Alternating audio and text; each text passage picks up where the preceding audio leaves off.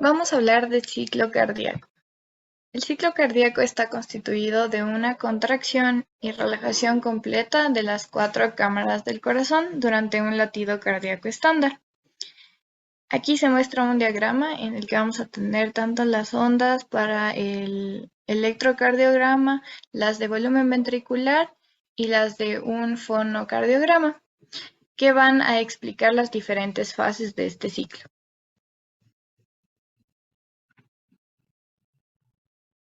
Como sabemos, la primera fase va a comenzar con la última de la diástole ventricular, que va a ser la diástasis, o también llamada llenado ventricular lento. En esta, las presiones tanto de las aurículas como de los ventrículos están igualados. Por esto, la sangre fluye de una manera lenta. Este cambio va a producir que se genere un impulso eléctrico en el nodo sinusal ubicado en la aurícula derecha, continuándose con la efectiva sístole auricular, que da alrededor del 10 al 20% de todo el volumen telediastólico final, que es equivalente a 110 o 120 mililitros. Esto también es llamado el volumen de precarga. La fase 2 representa la contracción ventricular. En esta fase, las válvulas auriculoventriculares y las semilunares están cerradas y no hay cambios en el volumen ventricular. En esta fase también comienza la sístole ventricular y las válvulas, como decíamos, permanecen cerradas porque la presión aórtica es mayor a la presión en el ventrículo izquierdo y la presión del tronco pulmonar es mayor a la presión del ventrículo derecho. Fase 3. Fase de eyección ventricular. Se divide en una fase rápida y en una fase lenta. Primero, las válvulas auriculoventriculares están cerradas. En la fase de eyección rápida, la presión en el ventrículo izquierdo y derecho es mayor que la presión en las arterias aorta y pulmonar, aunque la presión en el ventrículo izquierdo es mayor, 80-120 milímetros de mercurio, que la del ventrículo derecho. Ambos ventrículos expelen el mismo volumen de sangre. Esta cantidad se conoce como volumen latido y aproximadamente son 70-80 mililitros. La fracción de eyección es de 70 mililitros. En la fase lenta, al final de la sístole, quedan aproximadamente 50-60 mililitros de sangre, el cual es conocido como volumen telesistólico. Y en sí, cuando la presión en los ventrículos se hace más baja que la de las arterias, el flujo retrógrado hacia los ventrículos hace que las válvulas semilunares se cierren. Esto marca mecánicamente el fin de la sístole ventricular. La fase 4 corresponde a la relajación isovolumétrica. En este caso, esta va a representar la dilatación ventricular o la relajación de las paredes ventriculares. Hay que tener en cuenta que al ser isovolumétrica hablamos de un volumen constante a nivel de los ventrículos, es decir, va a existir un volumen residual de 40 a 50 mililitros. Además, también va a haber una disminución súbita de las presiones intraventriculares. En este caso, la presión del ventrículo izquierdo va a disminuir de 120 a 10 mililitros de mercurio. Y también hay que considerar aquí que ambas válvulas, es decir, las válvulas auriculoventriculares, tanto las semilunares, van a encontrarse cerradas y el cierre de las válvulas semilunares va a corresponder al segundo ruido cardíaco.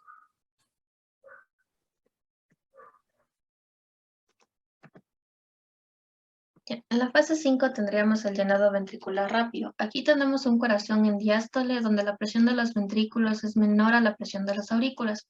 Por lo tanto, esto produce que las válvulas auriculoventriculares se abran y comience un llenado rápido que corresponde al 50-60% de la sangre. Si es que este volumen es elevado, puede producirse un R3 y con esto comienza el llenado ventricular.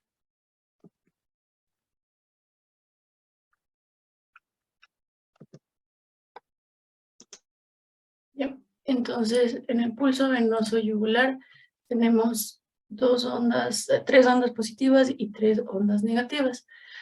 Empezamos con la onda A. La onda A ocurre durante la contracción auricular.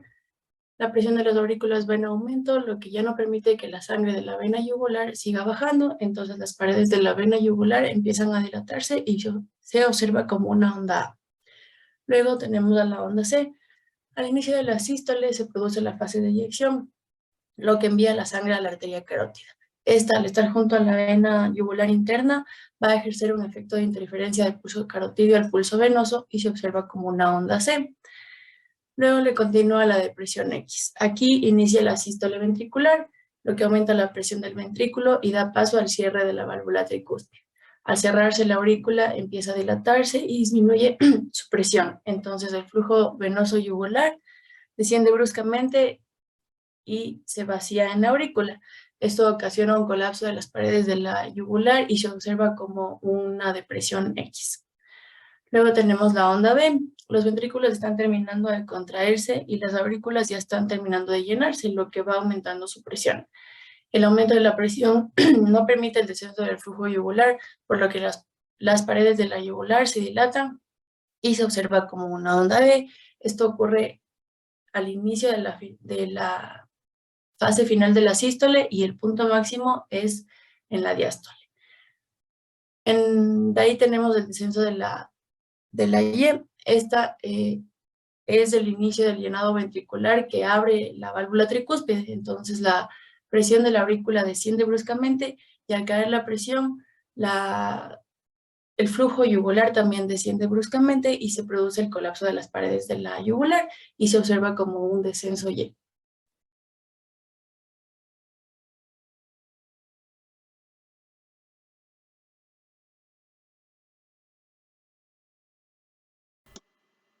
Ahora vamos a hablar del diagrama volumen-presión. Este representa la función normal del ventrículo izquierdo y está dividido en 4 fases. La fase 1 o el periodo de llenado comienza con un volumen ventricular de aproximadamente 50 mililitros, que es la sangre que queda en el ventrículo después del latido previo, denominada también volumen telesistólico. Empieza con una presión diastólica próxima a 2 a 3 milímetros de mercurio.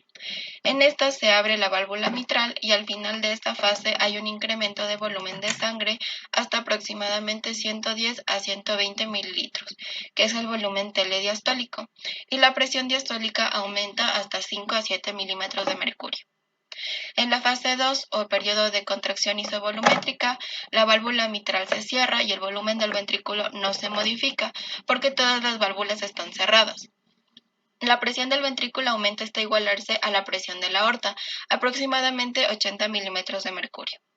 En la fase 3 o periodo de eyección, la válvula aórtica se abre y el volumen del ventrículo disminuye, aproximadamente 70 mililitros de sangre, que es el volumen sistólico, que va a salir hacia la aorta. En la fase 4, el periodo de relajación isovolumétrica, se cierra la válvula aórtica y la presión ventricular disminuye hasta el nivel de la presión diastólica.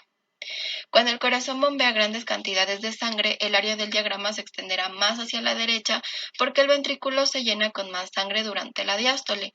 También se elevará más porque el ventrículo se contrae con una mayor presión y se extiende también hacia la izquierda porque el ventrículo se contrae hasta un menor volumen telesistólico, que puede llegar hasta 10 a 20 mililitros. En el segundo gráfico observamos que hasta que el volumen del ventrículo en diástole no aumenta por encima de aproximadamente 150 mililitros, la presión diastólica no sufre muchos cambios.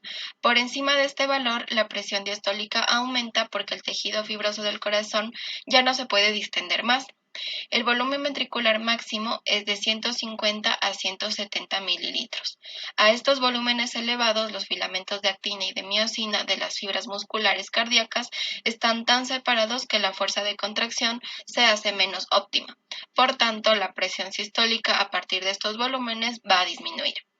La presión sistólica máxima del ventrículo izquierdo está entre 250 y 300 milímetros de mercurio y en el ventrículo derecho es de 60 En el a 80 electrocardiograma se milímetros de muestran las mercurio. ondas P, Q, R, S y T. Estos son voltajes eléctricos generados por el corazón y registrados en el electrocardiograma. La onda P es causada por la propagación de la despolarización a través de las aurículas y es seguida por la contracción auricular, lo que provoca un ligero aumento en la curva de presión auricular inmediatamente después de la onda P electrocardiográfica. Aproximadamente unos 0.16 segundos después de iniciada la onda P, los ventrículos se despolarizan, generando los complejos QRS y comienzan a contraerse los ventrículos. Esto hace que la presión ventricular comience a aumentar. La onda Q señala el fin del llenado ventricular. La onda R indica la transición de la sístole auricular a la contracción isovolumétrica de los ventrículos, y la onda S se produce durante la contracción isovolumétrica. Finalmente, la onda T ventricular representa la etapa de repolarización de los ventrículos, cuando las fibras musculares ventriculares comienzan a relajarse, por lo que esta onda se produce un poco antes del final de la contracción ventricular.